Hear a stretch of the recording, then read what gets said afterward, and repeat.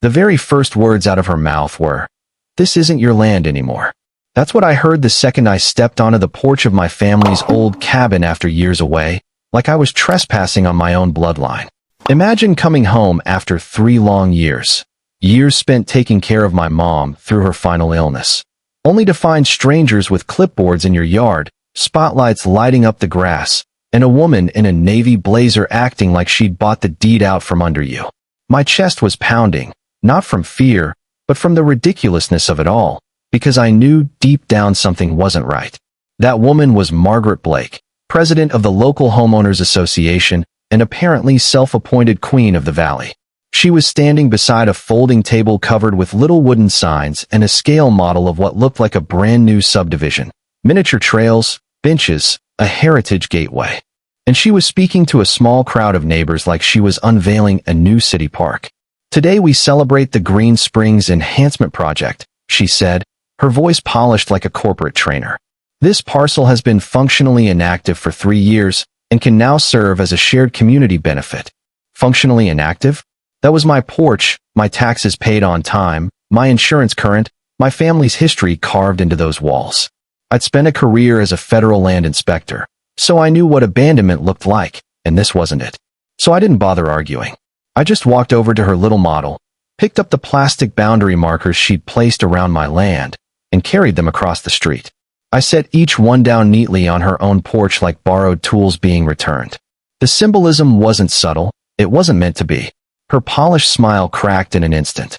"You cannot just move neighborhood planning materials," she snapped, her voice jumping an octave.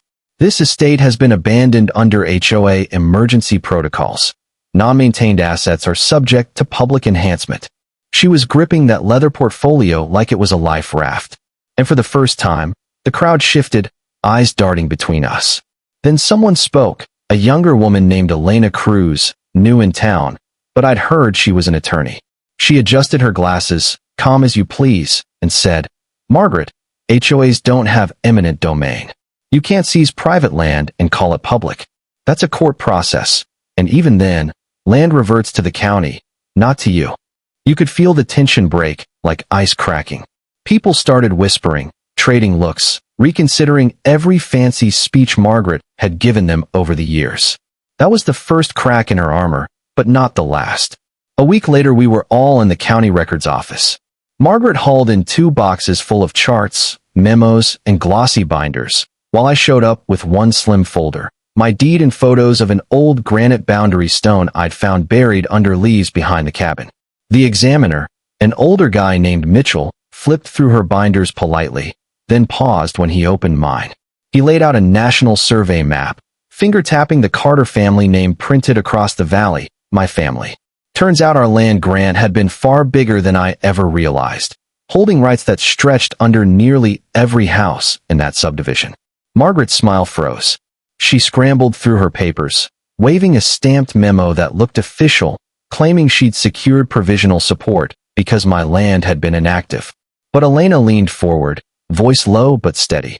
"If that memo isn't authentic, it's fraud." And just like that, the air in that room grew heavy. For the first time, I saw Margaret look less like a leader and more like someone who'd just been cornered. But she didn't quit. People like that never do. Instead, she turned to manipulation.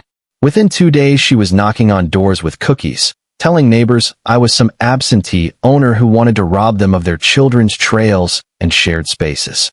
Suddenly, folks I'd waved at for years wouldn't meet my eyes.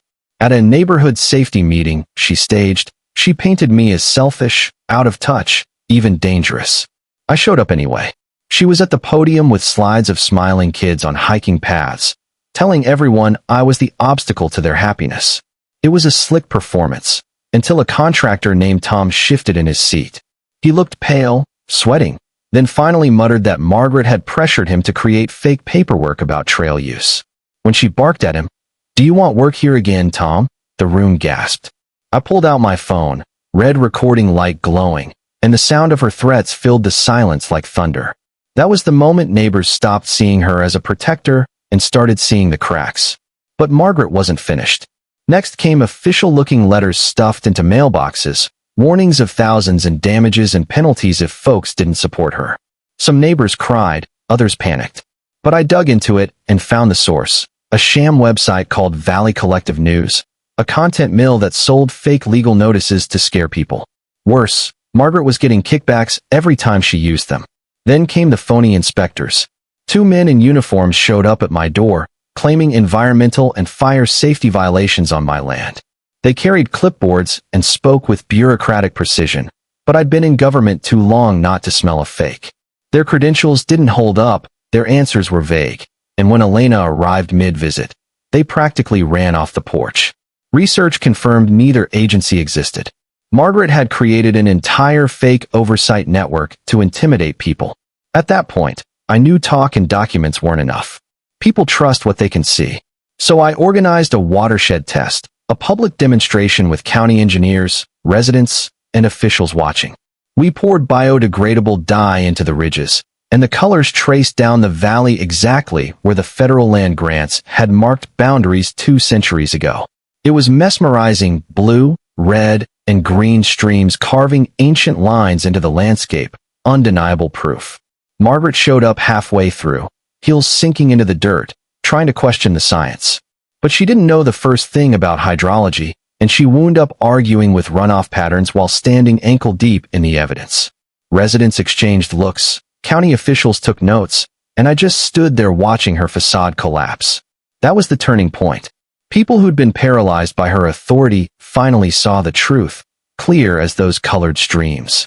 And once trust breaks, it doesn't come back.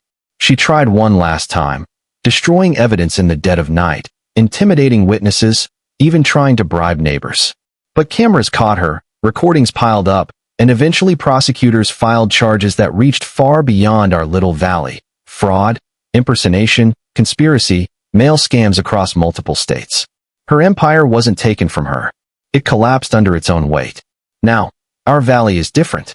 The Carter Basin watershed, my family's land, is protected by law, not because it's mine, but because it's part of something bigger, something worth preserving.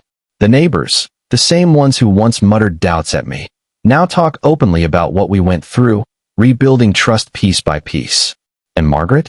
She's gone, stripped of every license, every title, every ounce of false authority she ever claimed. But here's the thing I can't stop wondering. When someone builds an empire on fear and fraud, do they ever really stop fighting? Or do they just wait for another chance to rewrite the rules? What do you think? Was justice really served here? Or was this just one battle in a much bigger war between people and power? Drop your thoughts in the comments. I want to know if you'd have stood your ground or walked away. And if you know someone who loves a good story about neighbors, land, and power plays, share this video with them. And don't forget to hit subscribe, because around here, the fights are real and the lessons stick.